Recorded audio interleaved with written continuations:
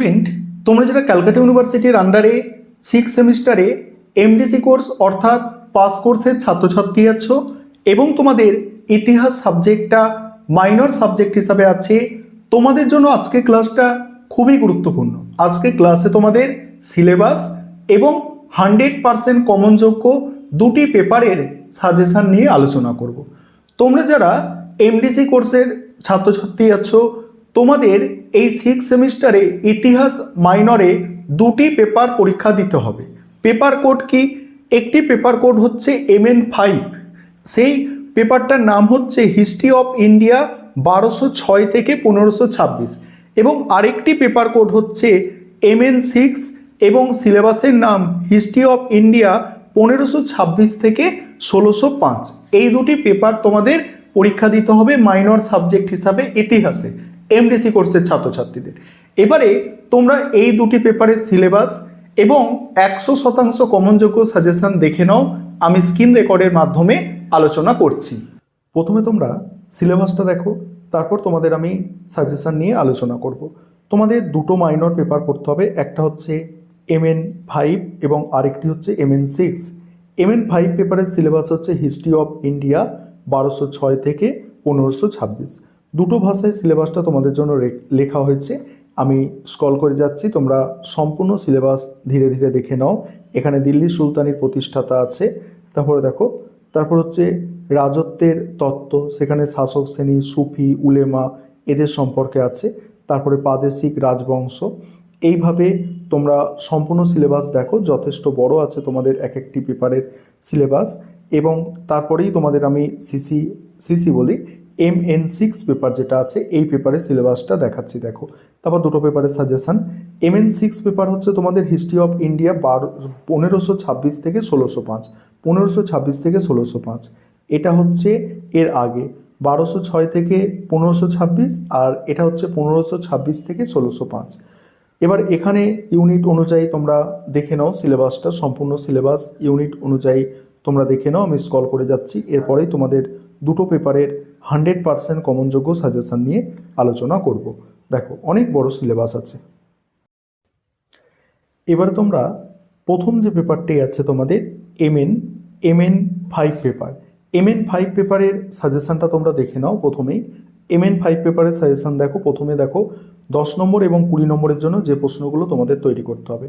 প্রথম প্রশ্ন, আলাউদ্দিন খলজির বাজার দর নিয়ন্ত্রণ বা মূল্য নিয়ন্ত্রণ নীতি সম্পর্কে আলোচনা করো। দ্বিতীয় প্রশ্ন হচ্ছে দিল্লির সুলতানির প্রকৃত প্রতিষ্ঠাতা হিসাবে ইলতুৎমিশের কৃতিত্ব মূল্যায়ন করো। পরের প্রশ্ন, ভক্তি আন্দোলনের প্রধান বৈশিষ্ট্যগুলি আলোচনা করো। মধ্যযুগে ভারতীয় সমাজে এই আন্দোলনের প্রভাব কী ছিল? পরের প্রশ্ন হচ্ছে বিজয়নগর সাম্রাজ্যের সমাজ ও অর্থনীতি সম্পর্কে আলোচনা করো। তারপরে প্রশ্ন, সুলতানি যুগে স্থাপত্য রীতির বৈশিষ্ট্যগুলি আলোচনা করো। পরের প্রশ্ন আছে বাংলার স্বাধীন সুলতানি আমলের প্রতিষ্ঠাতা হিসাবে শামসুদ্দিন ইলিয়াস শাহের কৃতিত্ব আলোচনা করো। নেক্সট প্রশ্ন, গিয়াসউদ্দিন বলবনের রাজতান্ত্রিক আদর্শ বা রাজতন্ত্রের তত্ত্ব আলোচনা করো। নেক্সট আছে মোহাম্মদ বিন তুগলকের বিভিন্ন পরিকল্পনাগুলি আলোচনা করো, এই পরিকল্পনাগুলি কেন ব্যর্থ হয়েছিল। তারপর দেখো ইকতা ব্যবস্থা কি? ইকতা ব্যবস্থার বিবর্তন ও বৈশিষ্ট্যগুলি আলোচনা করো। পরের প্রশ্ন আছে ফিরোজ শাহ তুগলকের জনকল্যাণমূলক সংস্কারগুলি আলোচনা করো। প্রথম 10টা প্রশ্ন তোমাদের জন্য সব থেকে গুরুত্বপূর্ণ। বাকি সাজেশন আলোচনা করব এবার 5 নম্বরের প্রশ্ন এবং আরও একটি পেপারের সাজেশন নিয়ে আলোচনা করব। তার আগে যে বিষয়টা তোমাদের বলার আছে, তোমাদের জন্য অনলাইন কোচিং ক্লাস চলছে। তোমরা চাইলে পেইড ব্যাচে অ্যাডমিশন নিতে পারো বা আমাদের থেকে স্টাডি মেটেরিয়াল পারচেস করতে পারো। তার জন্য স্ক্রিনে দেওয়া নম্বরে যোগাযোগ করতে হবে। 5 নম্বরের প্রশ্ন দেখো, এই পেপার থেকে প্রথম প্রশ্ন হচ্ছে পানিপথের প্রথম যুদ্ধের কারণ ও গুরুত্ব লেখো। দ্বিতীয় প্রশ্ন হচ্ছে সুলতান রাজিয়ার পতনের কারণগুলি কি কি। পরের প্রশ্ন, বন্দেগানি চিহালগানি বা 40 চক্র বলতে কি বোঝো। পরের প্রশ্ন হচ্ছে খলজি বিপ্লব বলতে কি বোঝো, এর তাৎপর্য কি। পরের প্রশ্ন, দিল্লি সুলতানির ইতিহাস রচনায় জিয়াউদ্দিন বার্নির গুরুত্ব লেখো। তারপরে হচ্ছে দেখো সুফি সিলসিলা সম্পর্কে সংক্ষেপে টিকা লেখো। তারপরে প্রশ্ন আছে ভক্তি আন্দোলনে ভক্তি আন্দোলনের সন্ত হিসাবে কবির অথবা গুরু নানক সম্পর্কে টিকা লেখো। তারপরে মামুদ গাওয়ান কে ছিলেন, এর সঙ্গে আছে বাহমিনী রাজ্যে তার অবদান। পরের প্রশ্ন আছে সুলতানি যুগে গ্রামীণ সমাজ বা কৃষকদের অবস্থা কেমন ছিল। তারপরে জিজিয়া ও জাকাত কর সম্পর্কে টিকা, এবং তারপরে কুতুব মিনার বা আলাই দরওয়াজা সম্পর্কে টিকা। তারপর বিজয়নগর ও বাহমিনী রাজ্যের দ্বন্দ্বের কারণ কি ছিল, এবং তোমাদের তারপরেই আছে পরের পেপার অর্থাৎ MN6 পেপার, যেটা হিস্ট্রি অফ ইন্ডিয়া 1526 থেকে 1605, এই পেপারের সাজেশন। এবারে দেখো 10 নম্বর এবং 20 নম্বরের জন্য যে প্রশ্নগুলো তোমাদের তৈরি করতে হবে, দেখো শের শাহের প্রশাসনিক সংস্কারগুলি মূল্যায়ন করো, আকবরের রাজপুত নীতি সংক্ষেপে বিশ্লেষণ করো, মনসবদারি ব্যবস্থার মূল বৈশিষ্ট্যগুলি বিশ্লেষণ করো, আকবর প্রবর্তিত ভূমি রাজস্ব নীতি বা যাবতী ব্যবস্থা বা যাবতী প্রথা সংক্ষেপে বিশ্লেষণ করো। তারপরে আকবরের ধর্মনীতি কিভাবে মুঘল রাষ্ট্রকে শক্তিশালী করেছিল। নেক্সট 1526 থেকে 1556 খ্রিস্টাব্দ পর্যন্ত মুঘল আফগান দ্বন্দ্বের একটি সংক্ষিপ্ত বিবরণ দাও। নেক্সট মুঘল যুগে অন্তর্দেশীয় বাণিজ্যের উত্থানের কারণগুলি বিশ্লেষণ করো। নেক্সট আছে দেখো ভক্তি আন্দোলনের মূল বৈশিষ্ট্য ও মুঘল ভারতে তার প্রভাব আলোচনা করো।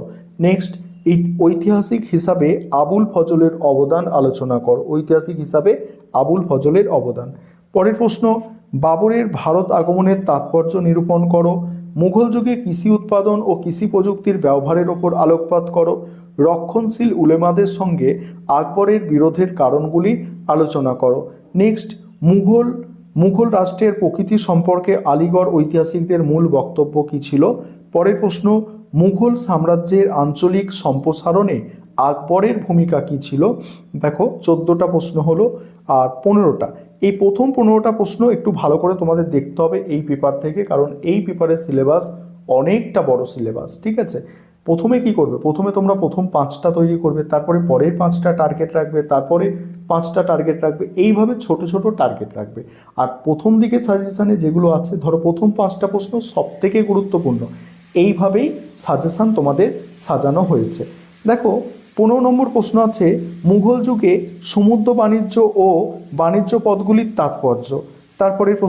তারপরে প্রশ্ন আছে হেমু, বিক্রমাদিত্য, রানা প্রতাপ, রানী দুর্গাবতী ও চাঁদ বিবির প্রতিরোধের গুরুত্ব আলোচনা করো। তারপরে দেখো এই পেপারের বড় প্রশ্নগুলো কয়েকটা এক্সট্রা রাখা হয়েছে। এবার 5 নম্বরের প্রশ্ন।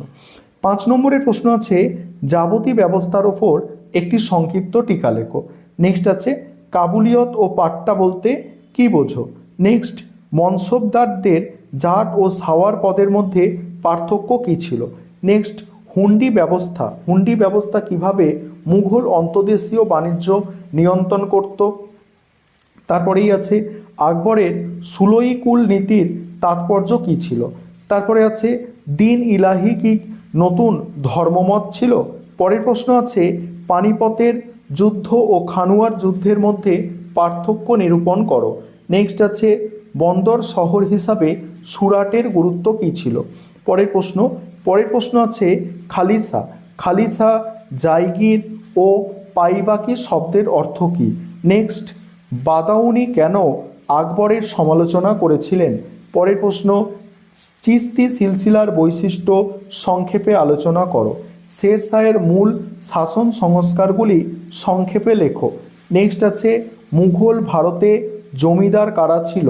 নেক্সট বাবরের ভারত আগমনের তাৎপর্য কী ছিল। নেক্সট আকবরের প্রবর্তিত মনসবদারি ব্যবস্থার বৈশিষ্ট্য। এই প্রথম 15টা প্রশ্ন সব থেকে গুরুত্বপূর্ণ। তারপরে আছে বাকি প্রশ্নগুলো তোমরা একটু দেখে নাও, আমি স্ক্রল করে যাচ্ছি, তোমরা একটু দেখে রাখতে পারো যাদের পক্ষে সম্ভব হবে, তবে প্রথম 15টা প্রশ্ন করলে কমন পেয়ে যাবে।